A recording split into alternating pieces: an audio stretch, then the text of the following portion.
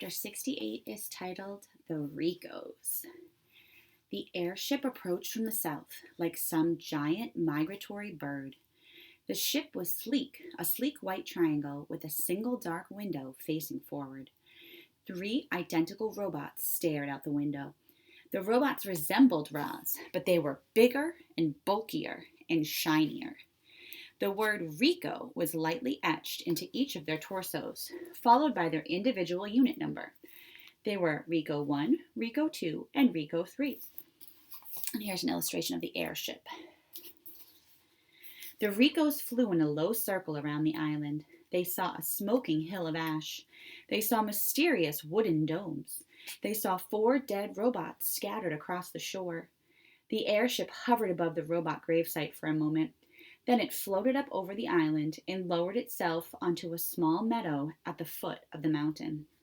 The engines blasted air toward the ground, bending trees and tearing grass. Then the landing gear sank into the soil, the engines powered down, and all was quiet. A door hummed open, and out stepped the Ricos. They took several long strides into the meadow and stopped. A shadowy figure was lurking at the forest edge. The Ricos turned and faced it. They stood flush together like a sparkling wall. And then the shadowy figure began to move. Out from the trees walked some sort of 2-legged creature. It was dusty and dirty.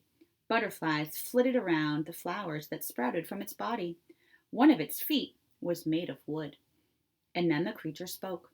"Hello, my name is Roz." And here are the Ricos, Rico 1, Rico 2, and Rico 3.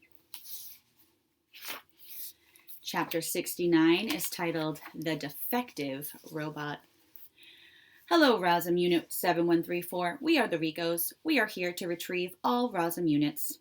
The cold, flat voice came from Rico 1. He and his partner stood absolutely still and kept their glowing eyes locked on their target. "There are 4 others," said Roz, "but they are dead." "We have already located the remains of the other units," said Rico 1. "We will collect them later. Now come with us." The 3 Ricos motioned Roz to the airship, but she didn't move. "Where have you come from?" she said. The Ricos turned and stared at Roz. "Do not ask questions," said Rico 1. "Where will you take me?" "Do not ask questions." "Why must I leave?" "Do not ask questions." "I will not go anywhere until I get some answers." There was a brief silence as Rico 1 computed his next move, and then he began to speak. "1 year ago, a cargo ship carrying 500 ROSM units was sunk by a hurricane. 495 units have been retrieved from the ocean floor. We have come here in search of the last 5, and we have located them. ROSM Unit 7134, you are property of the Tech Lab Industries. We will return you to the factory, where the makers will refurbish you and sell you to a worksite. You will then live on that worksite indefinitely. Now come with us." "But I live here," said Roz. "That is incorrect. ROSM Unit 7134, any further resistance will be proof of defectiveness, and we will deactivate you." But Roz had more questions. "Who are the makers? What is my purpose? Why can I not ask questions?" "This unit is defective," said Rico 1 to his partners. "Commence deactivation." In perfect unison, the Ricos stepped toward Roz. They raised their blocky hands, ready to restrain their target, ready to shut her down with the press of a button. But a loud squawk and a streak of feathers cut them off. "Stay away from my mama!" Brightbill swooped into the meadow and started hopping around, ready to defend his mother. The Ricos stopped and looked down at the goose. Of course, they didn't understand his words. They heard only meaningless squawks. And then they heard their target squawking back to him. "Brightbill, get out of here," said Roz in the language of the animals. "These robots are dangerous." "What do they want?" "They want to take me away." The Ricos stared at their target, trying to understand why she was exchanging noises with a goose. And then the new noises began rising up. Rustlings and shrieks echoed from the forest. Animals were gathering. Their wild voices called out to one another. "Roz needs our help. Those robots want to take her away. We have to do something." The uproar in the forest grew louder and louder.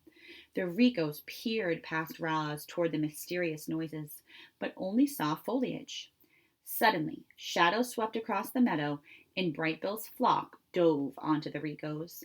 The geese furiously flapped and pecked and wrapped their wings around the robot faces, clinging to the Ricos like feathery masks, distracting them, blinding them.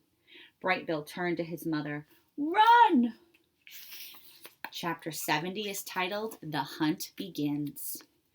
While his flock distracted the Ricos, Brightbill darted around behind them and desperately searched for buttons. He had once shut down his own mother with a click. Now he would do the same thing to the intruders. But he found no buttons on these robots, only smooth surfaces. Clearly, the Ricos were not designed to be shut down so easily. Giant hands swung through the air, and the geese were swatted away. Loudwing was plucked by her foot and flung to the ground. She crawled into the weeds as the others scrambled up and over the trees. A quick scan by the robots revealed that Roz was gone. The 3 Ricos turned and marched back to the airship. The door hummed open, and the robots disappeared inside. And when they stepped back into the meadow, each was holding a silver rifle in his hands. The hunt for Roz was on. Without speaking, the Ricos marched away from one another, fanning out their standard search pattern. Rico 1 marched straight toward the southern tip of the island. Rico 2 marched straight up the mountainside. And Rico 3 marched straight into the forest. And chapter 71 is titled The Forest Assault.